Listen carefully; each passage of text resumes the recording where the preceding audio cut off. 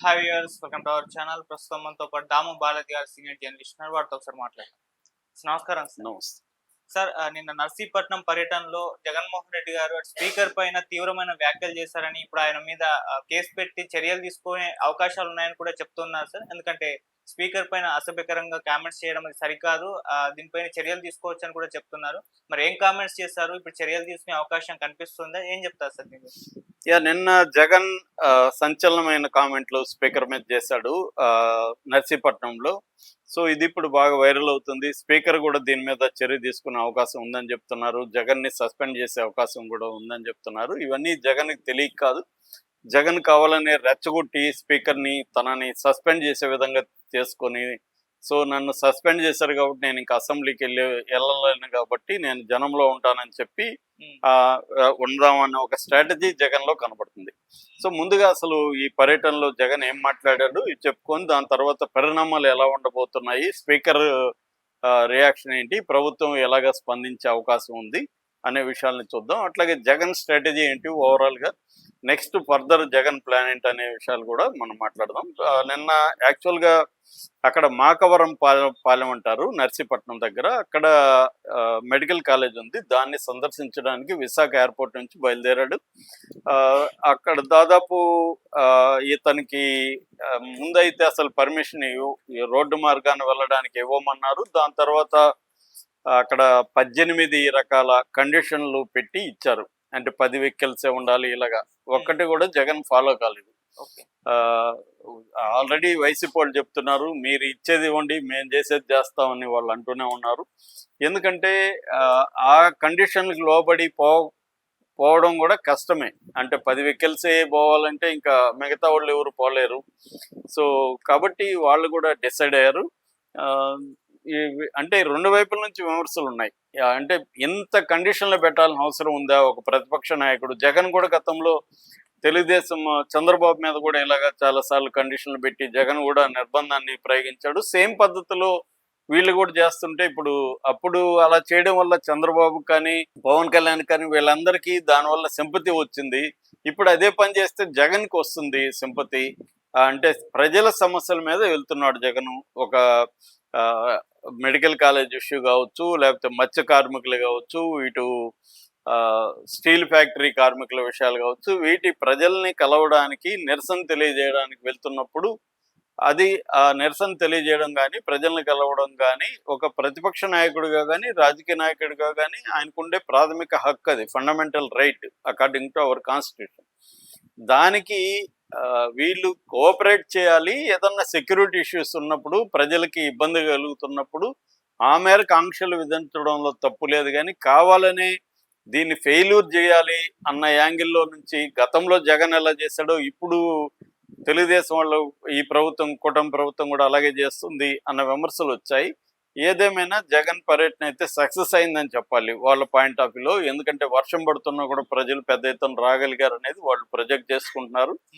వీళ్ళు ఇదంతా కూడా గ్రాఫిక్స్ లో చేస్తున్నారు. అసలు ప్రజలే రాలేదని కొన్ని వీడియోలు వీళ్ళు పెడుతున్నారు. ఇది మామూలే, ఎవరు నమ్మదలుచుకుంది వాళ్ళు నమ్ముతారు. మొత్తానికైతే జగన్ది తను అనుకున్నది అయితే చేయగలిగాడు అనే దాంట్లో అబద్ధం అయితే లేదు. ప్రజలు ఎంతమంది వచ్చారు, సక్సెస్ కాదా పక్కన పెడితే, ఆయన అనుకున్నది ఏంటి, అక్కడికి వెళ్ళి కాలేజీ అసలు కట్టలేదంటున్నారు, కట్టారు. అట్లాగే జీవో మేము ఇష్యూ చేయలేదంటున్నారు, జీవో ఇష్యూ చేశాము అనేది. మళ్ళీ ఒకసారి మెడికల్ కాలేజీని పబ్లిక్ ప్రైవేట్ పార్ట్నర్షిప్ కింద ఇవ్వడాన్ని వ్యతిరేకిస్తూ తాను ఎన్ని మెడికల్ కాలేజీలు కట్టాడు, ఇప్పుడు చంద్రబాబు ఎందుకు ఆపేస్తాడు అనే విషయాన్ని ప్రజల్లోకి తీసుకుపోవడం అనేది జగన్ ఉద్దేశం. ఆ ఉద్దేశం అయితే నెరవేరింది నిన్న. సో నిన్న ప్రెస్ మీట్ అక్కడ పెట్టాడు మాకవరం కాలేజ్ దగ్గర.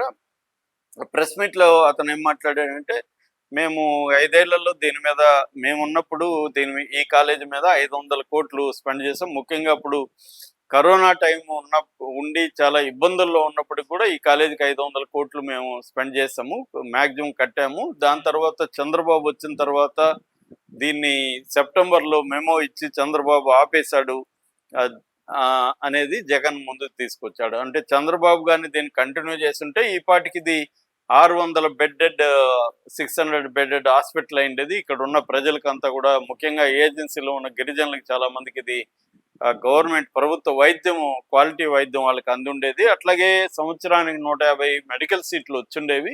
ఈ 2 రాకుండా చంద్రబాబు ఆపేశాడు, మెమోస్ ఇచ్చాడు. ఇదంతా ఒక ప్లాన్ ప్రకారమే. నేను 17 కాలేజీల్లో 6 కాలేజీలు రెడీ చేస్తే ఇప్పుడు 10 కాలేజీలని వచ్చి తన మనుషులకి కాలేజీలను కట్టుబెట్టడం కోసమే ఈ స్కీమ్ పెట్టి చేస్తున్నాడు. కంప్లీట్గా ఇది ప్రభుత్వ ఆధ్వర్యంలో నడవాల్సిన దీన్ని ఇలాగ ఇస్తున్నాడు అనేది జనంలోకి తీసుకెళ్ళగలిగాడు. అది విమర్శించాడు. దాని తర్వాత ఇక్కడ మేజర్గా స్పీకర్ ఛాలెంజ్ కోసం వెళ్ళాడు. స్పీకర్ ఏంటంటే అసలు జీవోని ఇష్యూ చేయలేదు, దాన్ని కట్టడానికి జగన్ కట్టానంటున్నాడు అనేది స్పీకర్ మాట్లాడాడని చెప్పి జగన్ ఏం చేశాడంటే అక్కడికి వెళ్ళి జీవో నెంబర్ 204 జీవో నెంబర్ కూడా చూపించాడు మీడియాకి.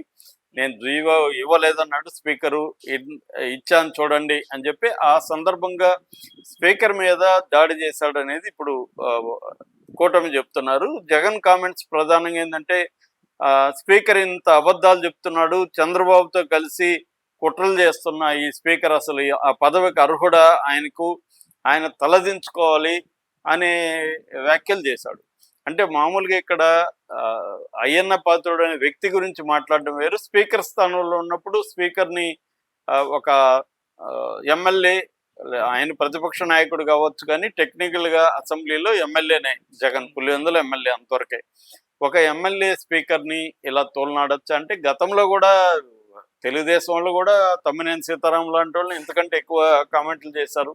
స్పీకర్ని తిట్టడం బయట అనేది పెద్ద విషయం కాదు. ఎందుకంటే ఇవాళ స్పీకర్లు అనేవాళ్ళు స్పీకర్ స్థానంలో ఉండకుండా అధికార పక్షాల మెంబర్ లాగానే బిహేవ్ చేస్తున్నారు బయట కూడా. సో రెండోది ఏంటంటే ఈ అయ్యన్న పాత్రుడు గతంలో జగన్ని బండబూతులు తిట్టిన వీడియోలు ఇప్పటికి కూడా వైరల్ చేస్తూనే ఉన్నారు. మొన్న కూడా వైరల్ చేశారు వైసీపీ వాళ్ళు.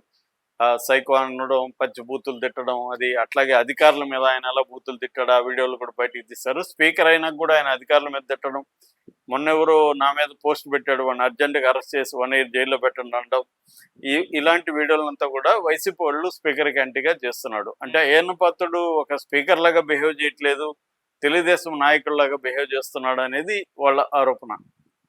ఆ కాంటెక్స్లోనే జగన్ మాట్లాడడం వాళ్ళు సమర్థించుకుంటున్నారు.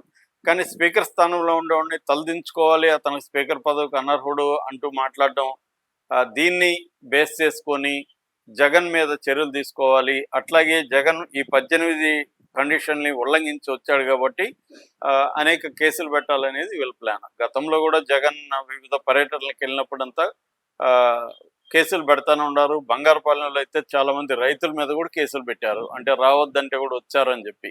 సో ఇప్పుడు కూడా వీళ్ళు మేము అనుమతి ఇచ్చింది 10 వెహికల్స్కే కాబట్టి మిగతా వెహికల్స్ వాళ్ళు ఎవరో ఉన్నారు వాళ్ళ మీద కేసులు పెడతారు. ఈ కేసులు పెట్టి ఏం చేసుకుంటారు అనేది వైసీపీ వాళ్ళకి కూడా రెడీ అయిపోయారు. జైలుకి వెళ్ళడానికి కూడా వైసీపీ వాళ్ళు రెడీగా ఉన్నారు. మా టోకన్ వస్తే నేను జైలుకి వెళ్తానని పద్ధతిలో మానసికంగా సిద్ధమైపోయారు.